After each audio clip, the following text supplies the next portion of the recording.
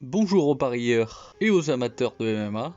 La Fight Night Fioro contre Blanchfield, ça devrait être le cas d'école pour le parieur, où vraiment ça a été une anarchie totale, avec des décisions autant des arbitres que des juges qui n'ont eu aucun sens. Et qui ont probablement fait perdre pas mal d'argent à beaucoup, en passant quand même le pire combat d'entre tous, hein, là, pour ça, c'est Weidman contre Silva, où certains ont dû se faire une joie au moment du résultat, qui a finalement été annulé une heure plus tard en décision en faveur de Weidman. Bref, c'est quand même une belle preuve et un bel exemple. C'est un exemple parfait à se remémorer quand il vous prendra l'envie de mettre trop d'argent. Ça vous aidera. Ça vous aidera probablement à mettre des petites sommes, des sommes raisonnables, pour que ça reste vraiment du plaisir et du loisir de parier, et pas une espèce d'addiction maladie. Et sur ce, passons à l'analyse du combat.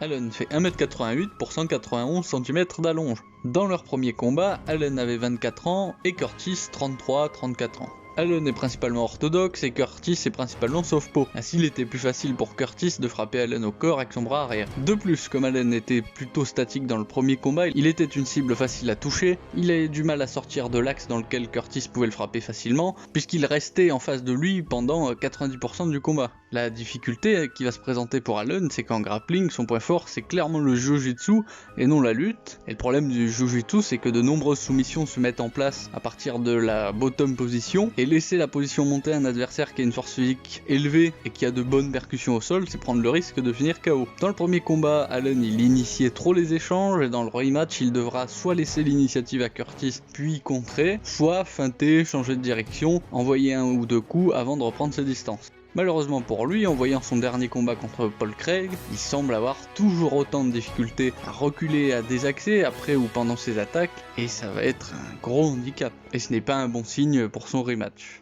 Curtis fait 1m78 pour 192 cm d'allonge. Dans le premier combat contre Allen, il était légèrement moins musclé, enfin il me semble, et sa boxe anglaise offensive, elle était quand même un poil meilleure que celle de maintenant, il était plus souple du haut du corps, il semblait un peu plus rapide et puissant. C'est un combattant qui a surtout de bonnes combinaisons, de bonnes esquives, mais par contre, ses coups pris séparément, ils ne sont pas spécialement bons, son jeu de jambes est plutôt basique, il n'est pas très mobile, à exception de ses low kicks, il utilise rarement les coups de pied.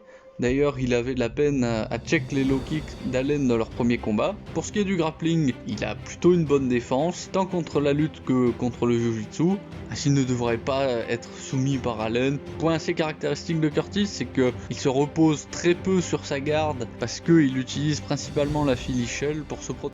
En comparant le combat contre Curtis et le combat le plus récent contre Paul Craig, Allen n'a pas montré de nette amélioration, tant debout qu'en lutte, qui sont les deux moyens de battre Curtis, puisque ce dernier a une bonne défense contre les amener au sol et les menaces de soumission. Je ne suis vraiment pas convaincu qu'Allen ait suffisamment amélioré ses déplacements pour être capable de ne pas rester trop longtemps face à Curtis et se mettre à une distance où ce dernier peut l'atteindre. Mais inversement, Curtis, il semble avoir perdu en vitesse, et ce sera également plus dur pour lui de mettre Allen KO. Alors soit Allen ira souvent chercher à amener Curtis au sol, et alors il devrait l'emporter par décision partagée, soit il restera trop longtemps debout face à Curtis, à une distance trop courte, et il risquera d'être mis KO. Donc ce n'est pas par malchance que les deux défaites d'Allen sont des défaites par KO, c'est parce que son point faible c'est justement les déplacements, et que contrairement à Curtis, il n'a pas d'esquive suffisamment bonne pour compenser ce défaut. Ainsi, le déséquilibre des côtes de 1,45 pour Allen et 2,50 pour Curtis, ça semble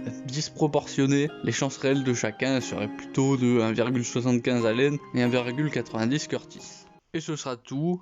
Comme d'habitude, étant pris en otage par l'algorithme, je suis obligé de vous dire, mettez un pouce bleu, abonnez-vous, activez la cloche des notifications, c'est dans le contrat tacite, hein, ça. Mais par contre, je serai bien content de connaître votre avis sur ce combat, et je vous dis à la prochaine.